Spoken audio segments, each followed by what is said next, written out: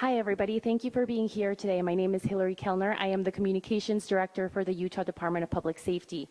This evening, we have FBI Director Patel, FBI Deputy Director Dan Bongino, Special Agent in Charge Robert Bowles, Governor Spencer Cox, Lieutenant Governor Deidre Henderson, and Commissioner Anderson, as well as Commissioner Bo Mason, as well as some local partners here present with us today.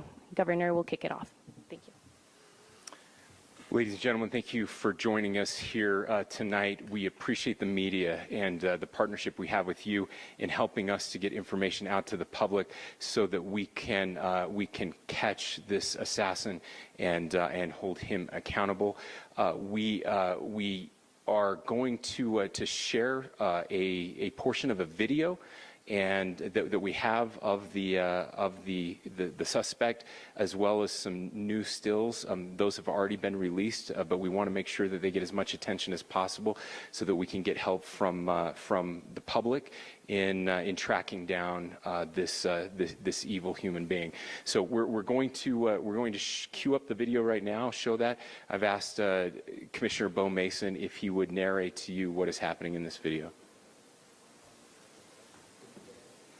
Thank you, Governor. Bo Mason, Commissioner for the Utah Department of Public Safety. If you look up to the top left, you'll see the building where the shooter was proned out in the top left corner. We'll go ahead and play that video, and I'll narrate as we walk through that.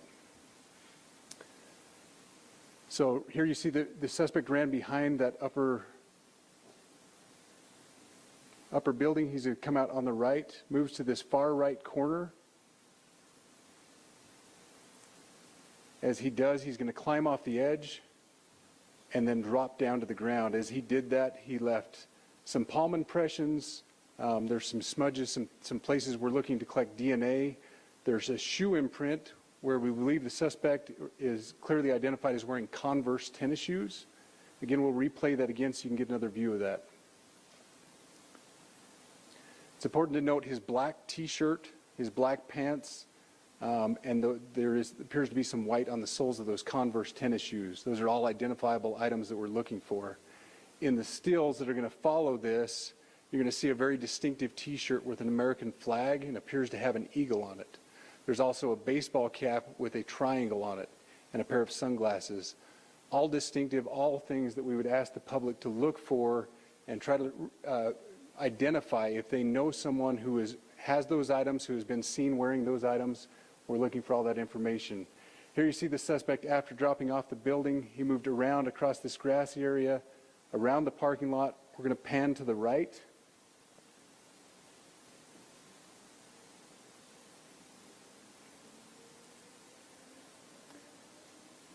After he crosses the street, this is where he moves over into the wooded area.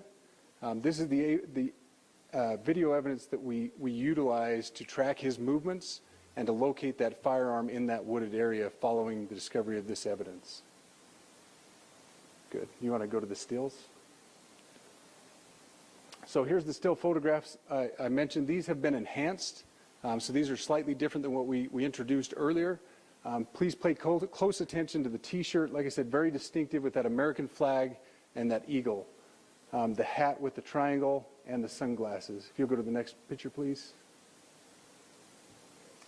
The backpack as well. All identifying features that we're hoping the public can help us identify and lead us to this suspect. Next picture.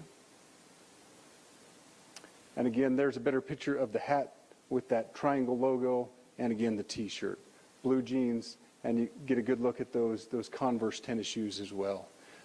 We have pushed these out. We'll continue to push these out, and we just ask for the public's cooperation through the public. The tips that have been coming in are what are giving us our next leads and enabling us to continue to further this investigation.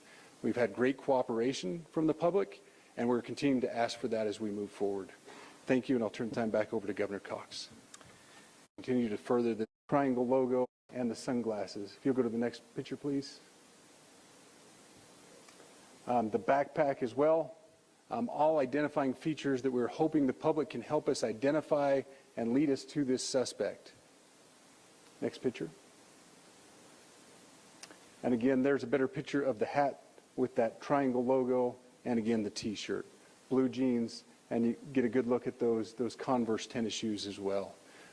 We have pushed these out. We'll continue to push these out, and we just ask for the public's cooperation through the public. The tips that have been coming in are what are giving us our next leads and enabling us to continue to further this investigation. We've had great cooperation from the public, and we're continuing to ask for that as we move forward. Thank you, and I'll turn the time back over to Governor Cox. Thank you so much, Commissioner Mason. I want to thank Director Patel and his team. It's great to have them on the ground with us tonight.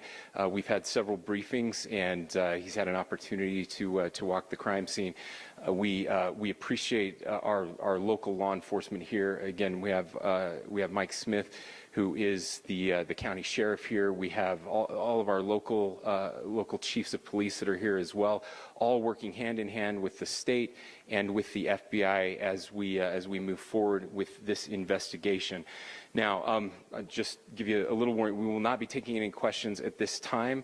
We're giving you the latest information we have, being as transparent with everything that we have. But I do want to share a couple things that I think are important. We cannot do our job without the public's help right now. The public has answered our call for action. So far, we've received more than 7,000 leads and tips. I would just note that the FBI hasn't received this many digital media tips from the public since the Boston Marathon bombing. This case also highlights the dedication of our law enforcement community. We have 20 federal, state, and local law enforcement partners that are working shoulder to shoulder to find the person who committed this horrific crime. With their support, we've completed nearly 200 interviews. As you're aware, as has already been reported, the FBI is offering a $100,000 reward for information leading to the identification and arrest of the person responsible for the murder of Charlie Kirk.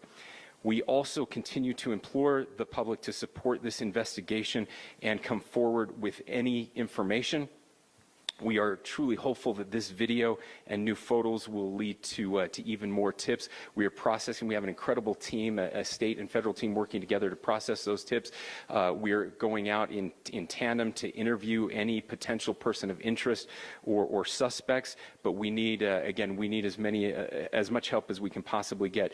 Any videos or photos that you might have, the public, should be submitted to our digital media tip line, which is www.fbi.gov/Utah Valley shooting, all lowercase. Again, that is fbi.gov/Utah Valley shooting, all lowercase. You can also provide general tips about the shooting by calling 1-800-CALL-FBI. That's 1-800-CALL-FBI, or at tips.fbi.gov. This is, I would just say, this is not just a local matter here in Utah. We have people all over the country that are helping to bring this perpetrator to justice for Charlie Kirk and his family. I will just add as well that, as was mentioned, there is a lot of forensic evidence that is being processed right now at both the state lab and the federal labs, federal lab on the East Coast. So we are working in tandem together. I would also just add a word of note for those people who are spending so much time on social media. I think Charlie said it best, that when things get bad, we should put our phones down and spend a little time with our families. There is a tremendous amount of disinformation. We are tracking our team, the state team, and I'm sure the federal team as well. What we're seeing is our adversaries want violence. China, we have bots from Russia, China, all over the world that are trying to instill disinformation and encourage violence. I would encourage you to ignore those, to turn off those streams, and to spend a little more time with our families. We desperately need some healing. We'll have more to say about that in the days and weeks to come. More than anything, we are going to catch this person. Last thing I will just say is we've been working with our attorneys, getting everything that we need, affidavits ready so that we can pursue the death penalty in this case, and that will happen here in the state of Utah. Again, to the public, to those who are grieving, thank you for your prayers. I know we are feeling those prayers. I know the Kirk family is feeling those prayers as well. We pray that God will bless our nation at this very dark time. We can start healing by finding this perpetrator and holding him accountable, and we need your help to do that. Thank you.